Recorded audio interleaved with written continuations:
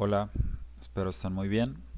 Las veces anteriores estuvimos discutiendo cosas sobre la ecuación geodésica que vimos de la siguiente forma, donde lambda es un parámetro que va a través de la curva. Estos vectores pueden ser dx alfa con respecto a lambda y dx beta de lambda corresponden a vectores tangentes a cierta curva. Es decir, lo que te está diciendo esta ecuación es el resultado de hacer una extremización en el espacio en que estemos. Es decir, cuando tenemos cierta curva, lo que está diciendo es que como vamos a ver, lo que va a indicar es que el vector tangente a la curva, que son estos objetos que están aquí, cuando hace la derivada con respecto a lambda, que es el parámetro, por ejemplo aquí es cierto lambda 1, aquí puede ser cierto lambda 2, cierto lambda 3, que en especial puede ser el tiempo propio, es muy usual, pero digamos en general esto es lo que va a satisfacer, esta ecuación la satisface. Y como vamos a ver, en realidad esta ecuación es que por ejemplo, en el ejemplo que vimos anteriormente, que era para espacio plano y euclídeo en 3 dimensiones, vimos que correspondía a decir que las componentes de la aceleración eran igual a 0 en el sistema coordenado específico de coordenadas esféricas, pero siendo válido en un sistema de referencia, es válido también en un sistema coordenado, también es válido en otro sistema coordenado. Es decir, el vector de aceleración 0, como sabemos además, indica en ese caso la existencia de que la distancia más corta entre dos puntos es la línea recta. Eso ya no lo demostramos, pero a fin de cuentas eso es la implicación. Y entonces este resultado es lo mismo que decir en ese caso que tenemos líneas rectas. Sin embargo, para el caso de una superficie curva, tal como la que se muestra aquí, el resultado, eso no lo hemos demostrado, no estoy seguro que lo vayamos a hacer, pero lo pueden ver casi en cualquier texto de estos temas, que corresponde a círculos máximos, tal como hemos mostrado. Es decir, si seguimos en línea, lo más parecido a una línea recta en esta superficie que se llama S2, que es la superficie de una esfera sumergida en un espacio tridimensional, este ya es un ejemplo de algo que tiene una curvatura no trivial.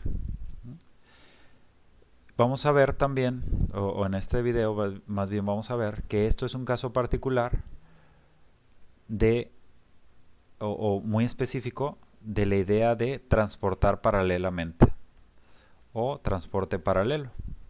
Y esto define de manera muy natural también a lo que son las derivadas covariantes.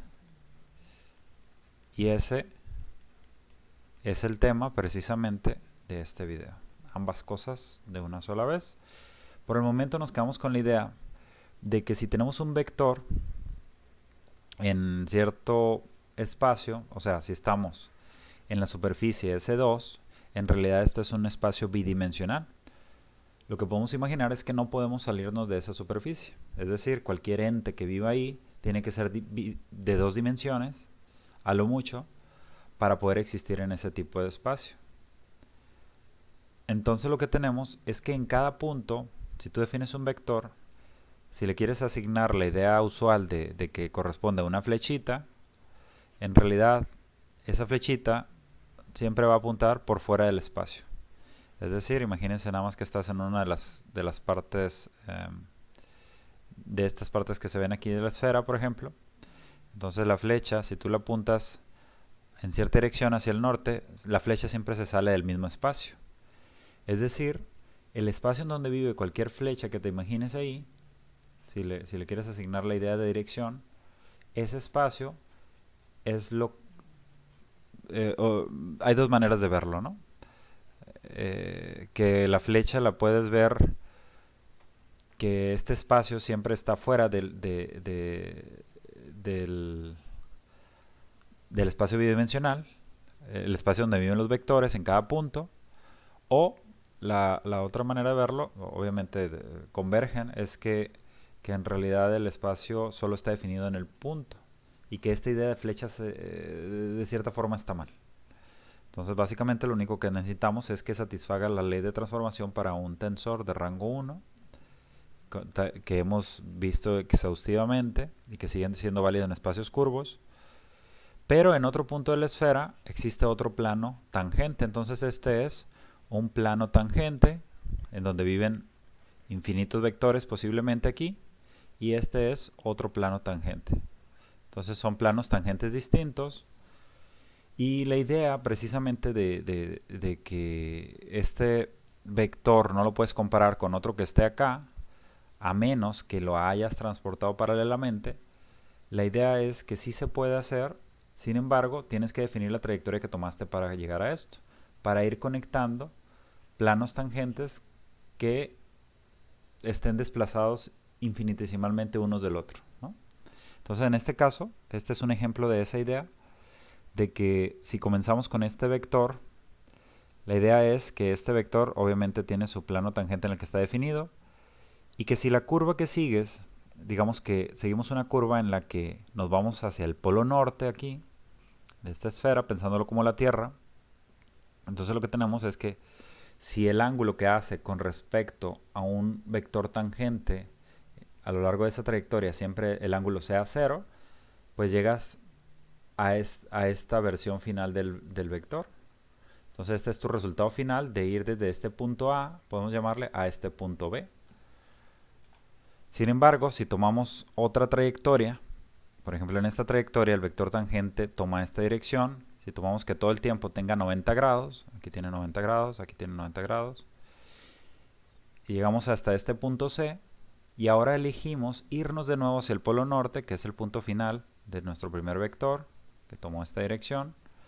Si ahora elegimos irnos a lo largo para culminar la trayectoria, ahora de nuevo tomamos que el ángulo con respecto al vector tangente sea igual a 0. Entonces lo que tenemos es que este va a estar yendo en esa dirección, y la versión final es un vector que es bastante diferente a pesar de que estos estén viviendo en el mismo plano tangente. Es decir, el transporte paralelo es dependiente de la trayectoria. Entonces, ¿cómo definimos esa idea? Vamos a irnos y vamos a ver que está altamente conectado con esto, pero que esto es solo un caso particular. Entonces nos va a llevar esto a definir básicamente lo que es la derivada covariante. Vamos a pensar en la siguiente idea. Imagínense que tengamos, y entonces esto puede ser en cualquier dimensión. Entonces la idea es nada más que vamos a hacer un dibujito de algo que no, que solo es esquemático. Entonces lo que pensamos es que tomamos cierta trayectoria, parametrizado tal vez por cierto lambda, tal como dijimos antes, y tenga cierto vector que apunte en cierta dirección, y este vector lo voy a llamar a mu, y vamos a pensar que este existe en un punto llamado P. Entonces vamos a compararlo. Este tiene cierta regla de que de acuerdo a las coordenadas que tiene, pues tiene cierta dirección o ciertas componentes. Entonces puedes decir que este punto está parametrizado, o este punto está indicado por las coordenadas x alfa, que en realidad indican espacio y tiempo. Y ahora vamos a pensar que ese mismo vector evaluado en las nuevas coordenadas, es decir, este es a mu evaluado en P y este evaluado en Q, y vamos a pensar que Q nada más está desplazado infinitesimalmente.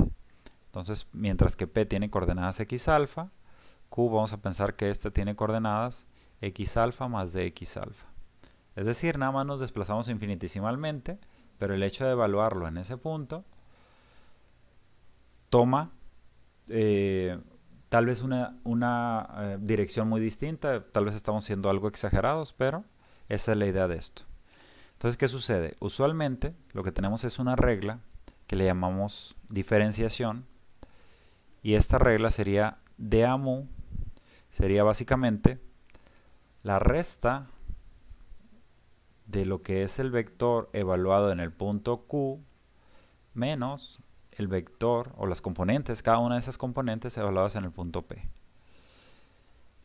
Como estos son en realidad desplazamientos infinitesimales, estamos diciendo que es A mu evaluado en x alfa más de x alfa menos A mu evaluado en x alfa.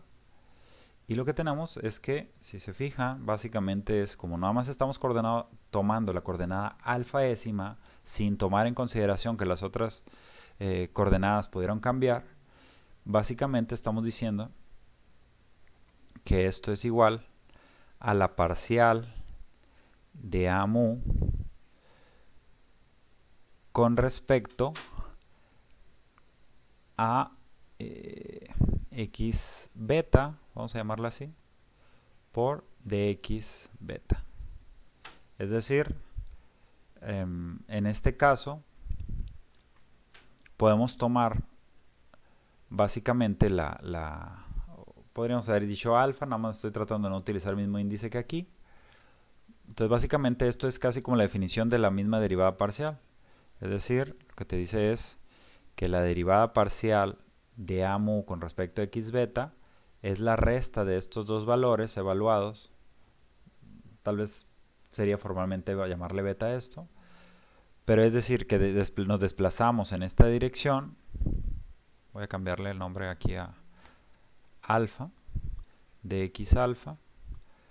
Pero en realidad aquí hay una sumatoria, ¿no? Entonces lo que te dice es que si tú quisieras nada más la parcial, el cambio de ese vector en dirección de x alfa, pasa dividiendo esto y esto pues es como la definición de derivada parcial, ¿no? Tomando en cuenta que las otras las tomas como constantes. En realidad aquí existe una sumatoria, pero básicamente esa es la idea, ¿no? O puedes pensarlo como que tomas una expansión de Taylor de este de aquí y el término que te vas a encontrar es esto. Y esa sería simplemente la idea de que esto es el diferencial. Sin embargo, esto no es una operación tensorial. Eso se puede ver fácilmente de lo siguiente. Si tú haces acuérdense, antes teníamos la idea de que, o lo hemos mencionado por ahí en algún momento, que estas son bases para algo que tenga un índice abajo. Entonces básicamente es como decir, queremos saber cómo se comporta ante transformación de coordenadas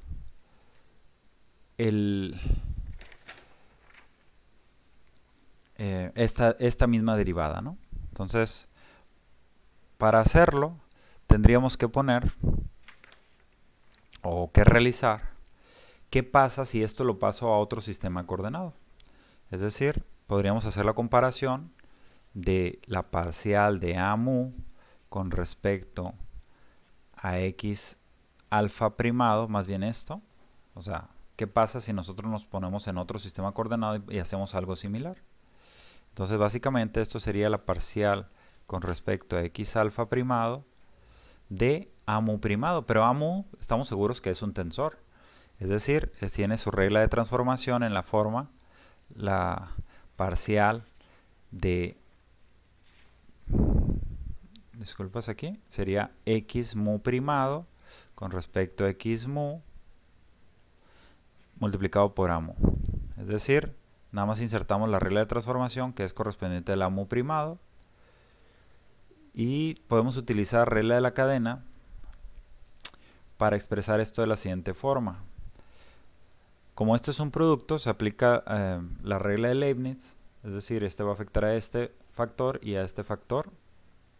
Entonces, pero queremos las cosas definidas en este sistema para hacer la comparación con qué pasó con esa transformación, ¿no? Para ver si se transformaron las cosas, este objeto, como un tensor de manera correcta.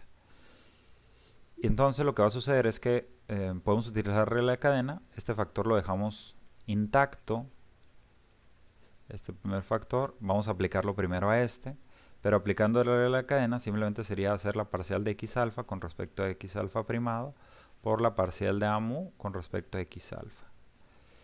Y ya podemos ahora sí aplicar esto al primer factor y vamos a aplicar de nuevo regla de cadena Entonces quedaría esto más la segunda derivada de x mu primado con respecto a x alfa. Aquí es donde estoy aplicando la regla de cadena para decir que derivamos este con respecto a las otras coordenadas. Y el resultado de la regla de cadena es que esto tendría que haberse contraído. Y el AMU se mantuvo intacto.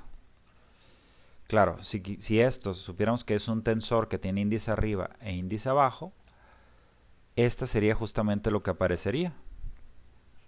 Solamente si fuera tensor. Porque sabemos que así es la regla de transformación. Por cada índice aparece una derivada parcial. Con el mu arriba y con el alfa abajo, alfa primado. Sin embargo, esto le da un carácter no tensorial a eso. Es decir, esto no es una operación tensorial. Entonces lo que esperamos es tener cierta regla para irnos, para conectar estos dos puntos, es decir, cómo transportamos paralelamente el vector. Entonces una mejor idea, en este caso, es pensar en lo siguiente. Vamos a pensar mejor, para tener la idea de que esto es una operación tensorial, vamos a definir, en lugar de definir esto, vamos a definir una operación que la vamos a llamar D mayúscula. Y D AMU va a corresponder a lo siguiente. Va a ser el vector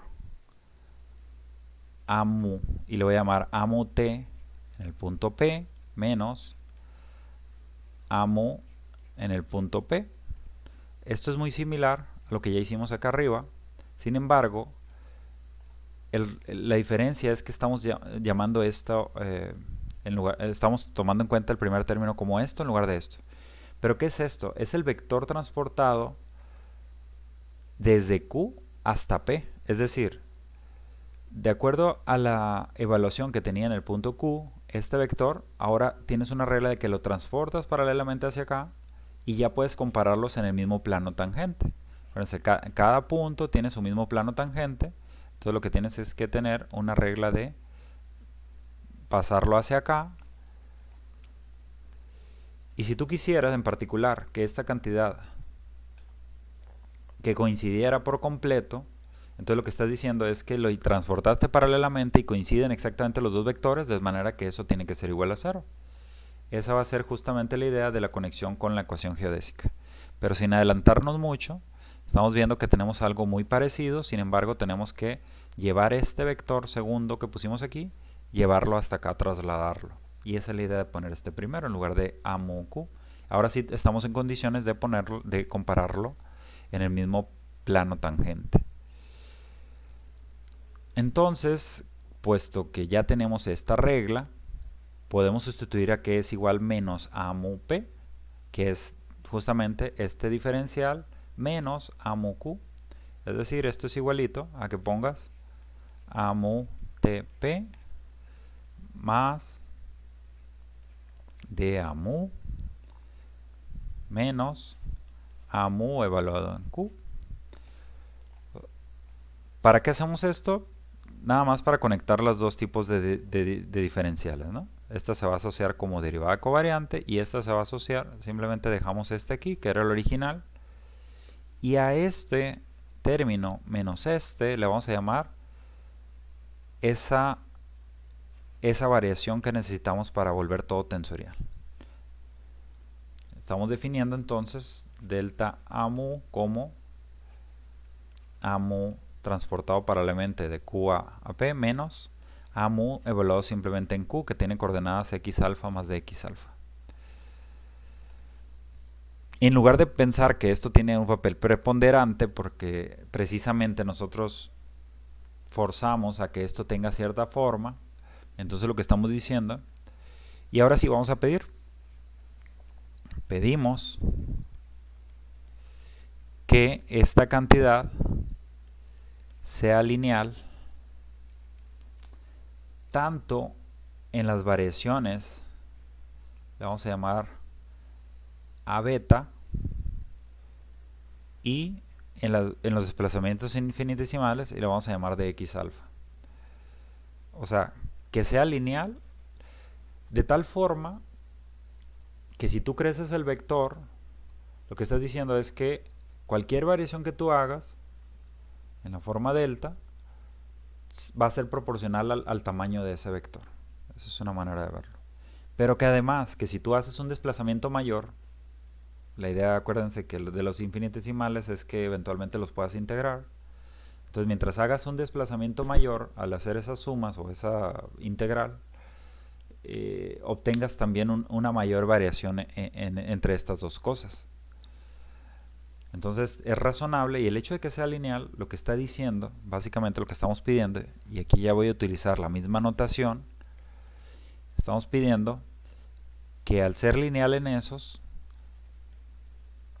quiere decir que lo vamos a poner como esto por a beta y esto por dx alfa. Estoy ya utilizando el símbolo que ya hemos utilizado, pero en realidad pudiera ser cualquier cosa, en principio. Entonces esto nada más es la idea de que sea una transformación lineal, y el hecho de ya llamarle de una vez de esta manera a esta cosa que le llamamos en general conexión, lleva x, no falta que me haya equivocado aquí, conexión. Entonces lo que tenemos es que podríamos haberle dado otro nombre, pero cuando comparas con ecuación geodésica te das cuenta de que es el mismo objeto. Entonces de una vez lo vamos a poner y nada más vamos a pensar que esto no lo tenemos definido hasta que generes otro tipo de regla. Y entonces lo que tenemos es que dA mu en realidad es dA mu, pero eso ya lo que sabemos, antes lo dijimos, que esto es dA mu con respecto a x alfa multiplicado por dx alfa. Antes ya derivamos esa relación, muy simple. Aquí está. dA mu es esa cantidad que acabamos de decir, más el delta, que es esta cantidad. Entonces esto sería gamma mu alfa beta multiplicado por a beta y por dx alfa. Obviamente podemos factorizar dx alfa, y si dividimos todo por d lambda, que puede ser precisamente el parámetro que te indica cómo te estás moviendo a lo largo de cierta curva, entonces podría ser el tiempo propio, podría no serlo. Entonces lo que tenemos es que esta cantidad la podemos expresar como dA mu en respecto a x alfa más gamma mu alfa beta por a beta por dx alfa en d lambda. Voy a invertir, voy a poner esto a la izquierda, donde esto se llama vector tangente,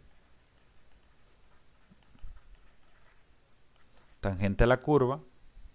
Bueno, salió un poquito fea la palabra tangente. Y en particular sería el vector de velocidad si es que estamos hablando de que lambda es el tiempo propio. Entonces los vectores tangentes, la propiedad que tienen es que siempre son tangentes a la curva.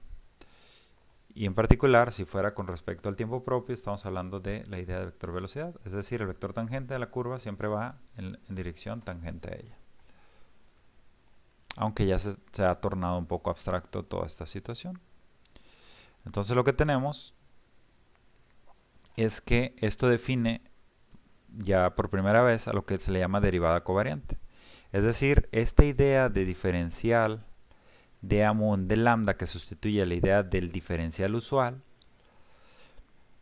va a ser dx alfa en d lambda multiplicado por la derivada covariante con respecto a x alfa de a mu, donde estamos definiendo, y esto va a ser pues ya la parte final de aquí, porque lo único que necesitamos es que por primera vez hemos definido la derivada covariante en la forma. Acuérdense que ya utilizamos varias notaciones para esto, y esto va a ser en la forma parcial con respecto a x alfa, que es este primer término, de a mu más gamma mu alfa beta multiplicado por a beta. Fíjense que es muy fácil de grabarse esta situación, porque lo que está Porque a fin de cuentas el primer término es la derivada parcial usual. Y en el segundo término tienes un objeto que son los símbolos de Christoffel para nuestro análisis. Este objeto siempre tiene un índice arriba y dos índices abajo. La única manera de rellenar es que dejes este índice arriba, que pongas este índice abajo, y lo último que queda es considerar que A lo tienes que poner, y entonces nada más contraes, ¿no? Entonces mnemotécnicamente es muy sencillo de grabarse, y ya, por ahorita lo que tenemos es que esto es la famosa derivada covariante, que ahora va a sustituir a la derivada parcial, es decir, a esta cantidad. Y esta va a ser la útil en espacios curvos. Antes que continuar con esto, en la próxima clase, lo que tenemos es que voy a mencionar de una vez la regla que van a satisfacer otros objetos. Por ejemplo, si tú quieres transportar paralelamente a un escalar, en realidad en este punto que hicimos esta derivación, si pusieras un escalar, la idea es que un escalar se mantiene invariante ante la transformación de coordenadas. Es decir, el escalar hubiera aparecido aquí. Entonces no hubiéramos necesitado que esto actuara sobre otras derivadas, es decir, no tendríamos este término. Entonces, si queremos que el escalar sea siempre el mismo, la idea de un escalar es que ante cambio de coordenadas el escalar se mantiene invariante. Entonces, el escalar aparecería aquí y aparecería en particular, no hubiéramos necesitado tampoco regla de la cadena aquí y automáticamente hubiéramos dicho que se transforma justamente como un tensor. Es decir, lo que es todo el habladero que acabo de hacer, es decir, que la derivada covariante se va a reducir en ese caso. Si lo piensan un poco, eso corresponde a que la derivada covariante de un escalar, de algo que no tenga índice, por ejemplo, algo como esto, va a ser igual a la parcial con respecto a x alfa de phi. Esto es lo que define, de hecho, también, o sea, cómo es la derivada covariante para un escalar. Acabamos de decir cuál es la regla para algo que tenga un índice arriba. La escribimos a la izquierda, lo voy a volver a poner. Sería la parcial con respecto a x alfa de a mu más gamma con el rellenado de índices que ya dijimos. Esos dos son invariables, tienen que aparecer arriba y abajo, y ahora ocurre un rellenado. Esto lo vamos a demostrar pronto, pero la derivada covariante de algo que tenga índice abajo es un poco diferente, pero el rellenado es similar. Siempre va a ser la parcial, eso siempre va a aparecer de a mu, parcial con respecto a x alfa, y ahora rellenamos adecuadamente.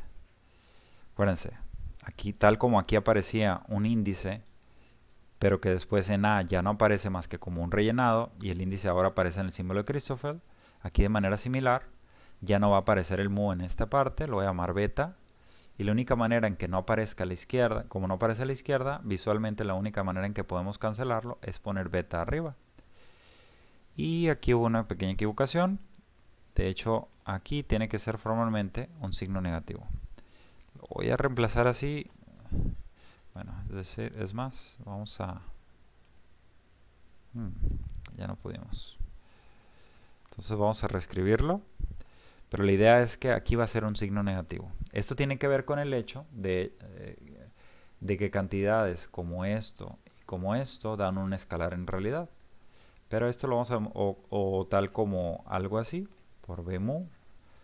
Esto, como hay una contracción de índices, en realidad esto se debe transformar como los escalares que estamos mencionando. Entonces, en realidad, por esa razón aparece un signo negativo por ahí. Y lo voy a anotar con su signo negativo correspondiente. Y decíamos que aquí la sustitución, la única posible es esta, de tal manera que el alfa siempre lo vamos a poner aquí y esto. Y así sucesivamente, ¿no? Para cada índice que exista abajo, hay un signo negativo en el símbolo de Christoffel. No hemos demostrado nada de eso, eso será para la próxima. Y algo, por ejemplo, que tenga dos índices, tal, por ejemplo, algo que se llama tensor de energía de momento puede tener dos índices. Imagínense que aquí lo que ponemos es t mu nu.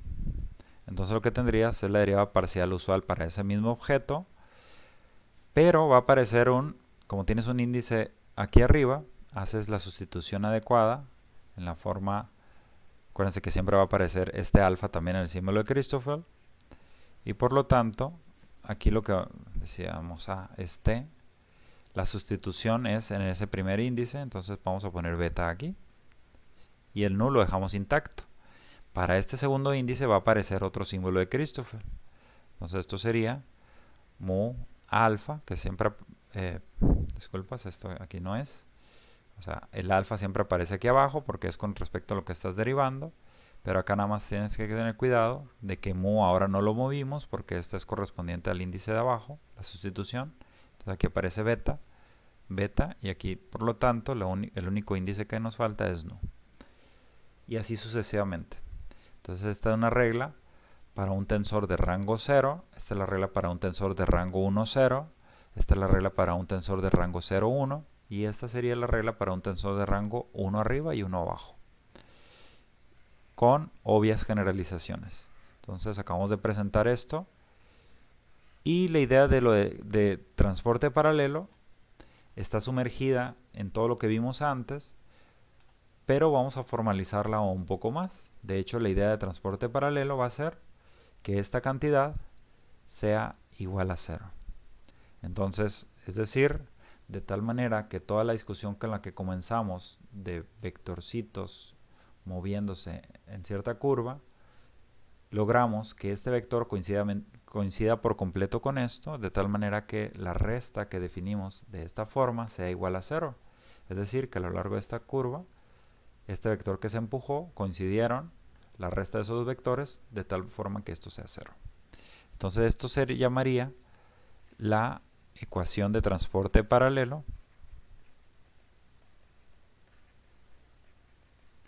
para un vector. En general, y esto ya no lo hemos demostrado por aquí, en general para cierto tensor lo que vas a tener es que vas a pedir precisamente algo similar. De x alfa, de lambda, por ejemplo, para cualquier tensor, para cierto tensor t mu nu, por ejemplo, que se transporte paralelamente, vas a pedir que esto sea igual a 0. En la próxima vamos a ver que eso va a reducir a la ecuación geodésica, a una ecuación de transporte paralelo precisamente. Por ahorita basta con haber introducido estas cantidades. Hay que practicar un poquito con estas para acostumbrarse que estas sí se transforman como un tensor, cosa que también deberíamos poder demostrar pronto. Por lo pronto es suficiente información y esperemos que pues haya servido, lo vamos a utilizar bastante. La definición de derivada covariante para distintos objetos. Y la ecuación de transporte paralelo también la vamos a mencionar en el próximo. Hasta pronto.